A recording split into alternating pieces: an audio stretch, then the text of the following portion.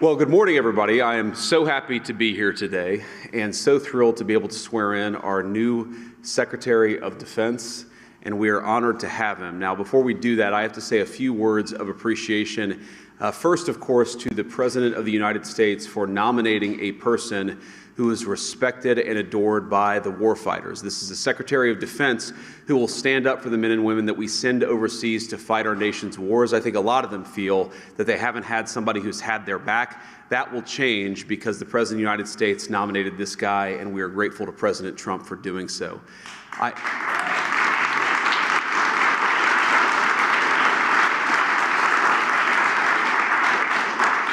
I also want to say thank you to my Senate colleagues. It turns out we couldn't spare one, and all of you did an incredible job. In particular, my dear friend Roger Wicker, thank you for shepherding Pete through the committee. Roger did a great job.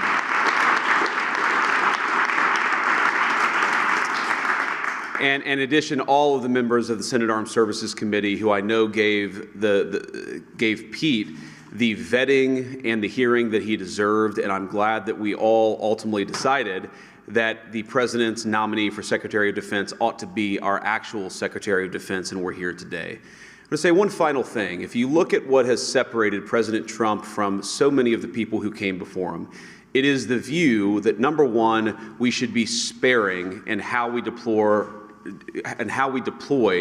our most precious resource, which is the men and women who are willing to put on the uniform and put their life on the line for this country.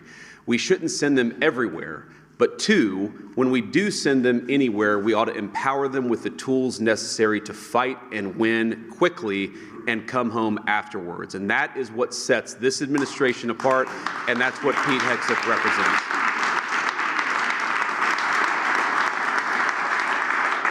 Now, finally, I, of course, have to thank the nominee himself. Pete, thank you for being willing to put yourself out there. I think you've shown yourself a man of deep character and of resolve over the last few months. Jennifer, thank you for standing by, our new Secretary of Defense, and your beautiful family, from your kids to the extended family. You guys did a hell of a job. We're proud of you, and we're glad to have you in Washington as we work to make America great again. So with that, let me administer the oath of office. Kids, come on up.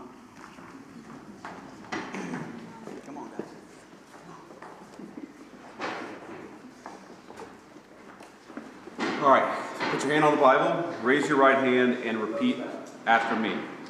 I, Pete Hegseth. I, Pete Hegseth. Do solemnly swear. Do solemnly swear.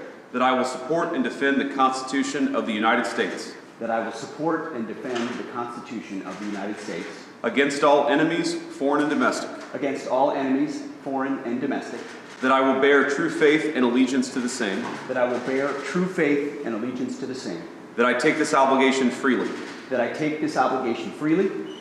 Without any mental reservation or purpose of evasion. Without any mental reservation or purpose of evasion. And that I will well and faithfully discharge. And that I will well and faithfully discharge. The duties of the office on which I am about to enter. The duties of the office of which I am about to enter. So help you God? So help me God. Congratulations, Mr. Secretary.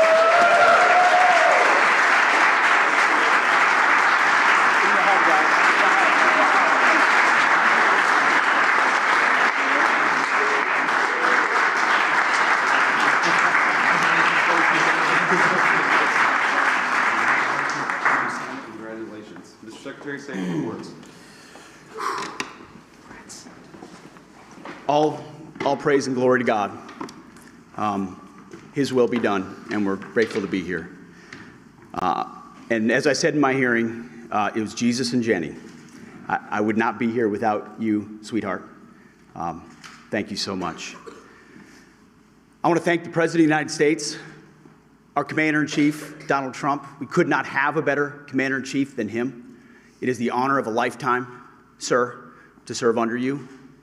We look forward to having the backs of our troops and having your back in executing peace through strength, in putting America first, and in rebuilding our military.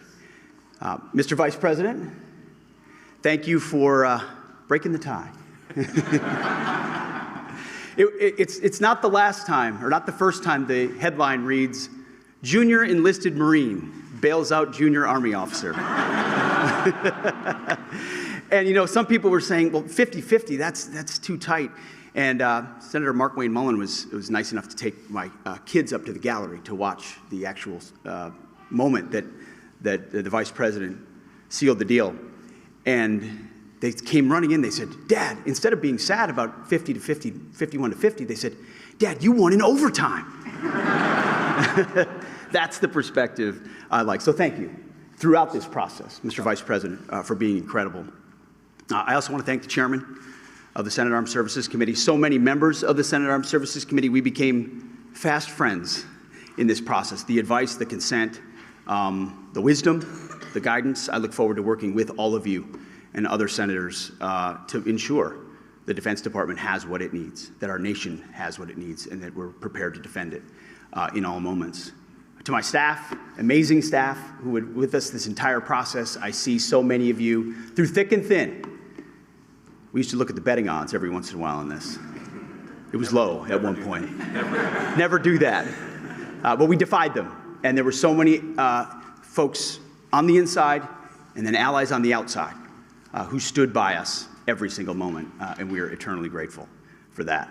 And I want to thank the warfighters. I want to thank the men and women wearing the uniform. And I've said this before when I speak, and I mean it. Every time I stand at a podium and there's bright lights and cameras, the first thing that goes through my head are the guys that I served with on the battlefield.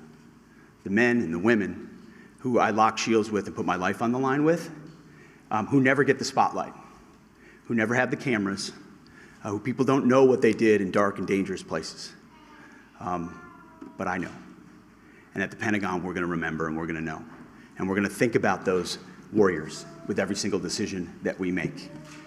We will put America first. We will bring peace through strength. And the three principles I talked about are what we will bring to that Pentagon. Restore the warrior ethos in everything that we do. Rebuild our military. And reestablish deterrence. We don't want to fight wars. We want to deter them, as you said. And we want to end them responsibly. But if we need to fight them, we're going to bring overwhelming and decisive force to close with and destroy the enemy and bring our boys home.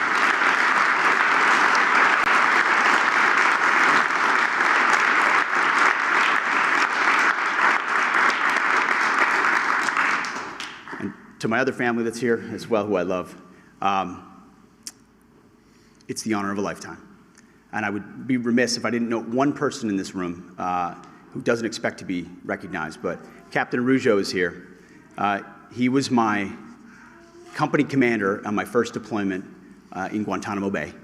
He was there on June 3rd, 2003, when I first swore in as a second lieutenant at Princeton University, and he swore me in. And I wanted to make sure he was here today with me as well. Thank you very much.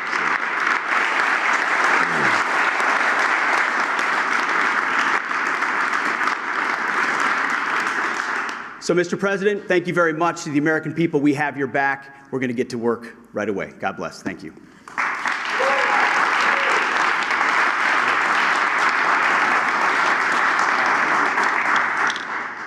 All right, I guess that's it. Any questions? Why should women in the armed service trust you? Guys, let me answer that for the new secretary.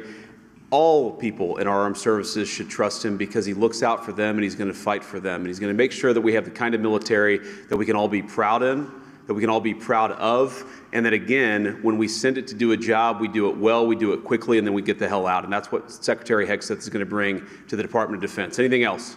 Are you worried about any other nominees coming really close to the line as we saw with Hegseth? You know, as I learned with the Buckeyes just a week ago, when you win the championship, you don't give a damn what the score was. We won the championship on this one. We've got a great Secretary of Defense. We're proud of him, and he's going to do a great job. Thank you all. Take care.